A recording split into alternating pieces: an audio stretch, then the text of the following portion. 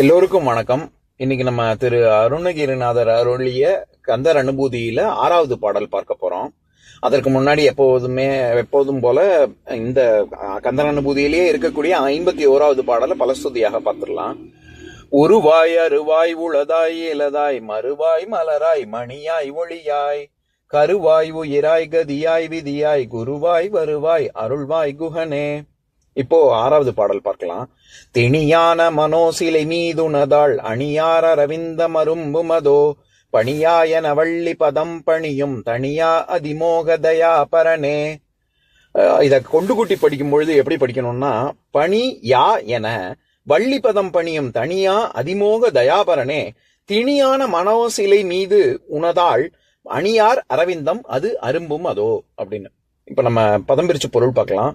பணி யா என எனக்கு இடும் கட்டளை எவை என வினவி வள்ளி பதம் பணியும் வள்ளி பிராட்டியின் திருவடிகளை வணங்குகின்ற தனியா குன்றாத அதிமோக மிகுந்த காதல் கொண்டுள்ள தயாபரனே கருணை கடவுளே திணியான மனோசிலை மீது மிகவும் கடினமான மனமாகிய கல்லின் மீது உனதாள் உனது திருவடியான அணியார் அரவிந்தம் அது அரும்பும் அதோ அழகு மிகுந்த தாமரை மலருவது என்ன ஆச்சரியம்.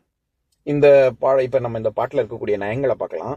இந்த பாடலின் மூலமாக அருணகிரிநாதர் சொல்ல வருவது என்னன்னா, அதாவது அடியனின் கடினமான ஒரு கல் போன்ற மனசுல கூட முருகனே உன்னுடைய திருவடிகள், அதாவது இதே தாமரை பூக்கக்கூடியதாக அழகு மிகுந்த தாமரை பூக்கள் மலரக்கூடியதாக நீ மாற்றுகிறாயே, என்ன ஒரு உன்னுடைய கருணை எல்லையற்றது அப்படிங்கிற மாதிரி சொல்றாரு. அதற்கு ஒரு ஒப்புமையும் சொல்றாரு. வள்ளியம்மை, அதாவது என்ன, அதாவது வள்ளியம்மை மீது உனக்கு மிகுந்த காதல் உண்டு.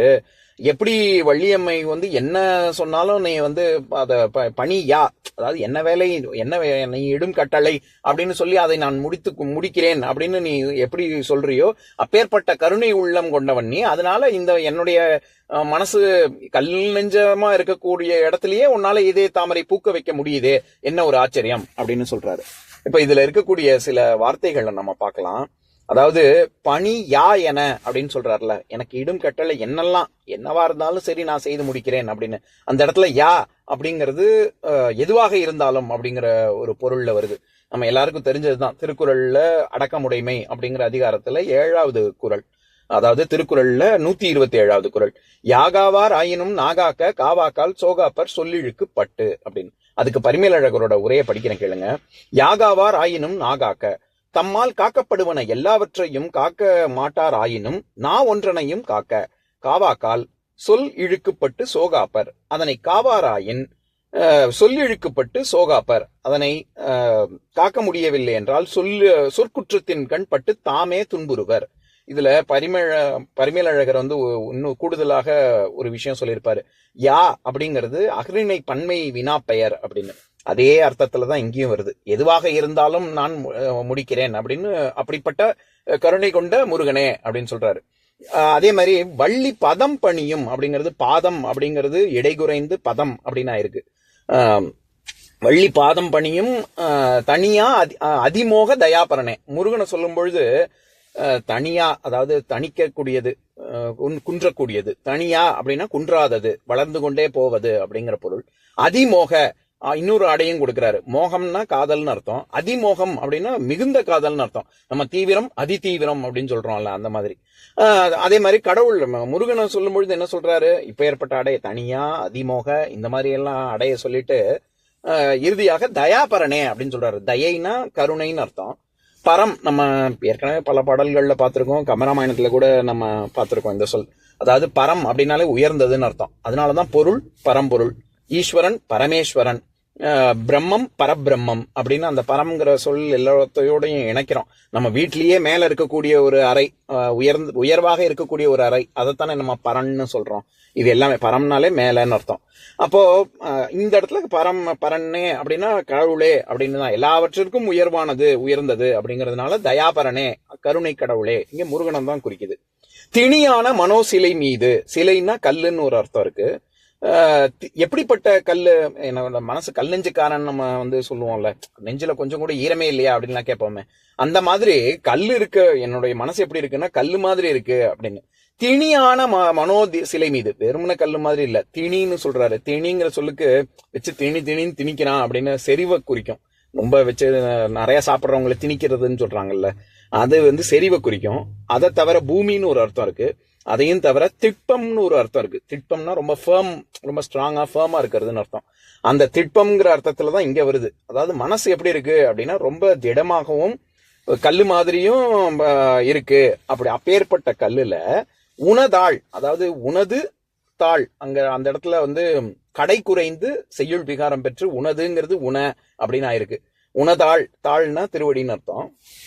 உன்னுடைய தாளானது திருவடி அங்க வர்றதுனால என்ன ஆகுது, அணியார் அரவிந்தம் அது அரும்பும் அதோ அப்படின்னு சொல்றாரு. அணின்னா அழகுன்னு அர்த்தம். அரவிந்தம்ங்கிறது தாமரைக்கோட இன்னொரு பேரு. அரவிந்தனே சில பேர் வச்சுப்பாங்கல்ல, பாதாரவிந்தம் அப்படின்னு சொல்லுவாங்க. அதாவது பாத கமலம், பாதம் கமலம், கமலம்னா தாமரை, அது பாதாரவிந்தம் அப்படின்னு. அரவிந்தம்னா தாமரை. அந்த இதே தாமரை அது அரும்பும் அதோ, அது அந்த இடத்துல பூக்கு மலர்கிறது, என்ன ஒரு ஆச்சரியம் அப்படின்னு சொல்றாரு. இதுல சில நுட்பங்கள் இருக்கு.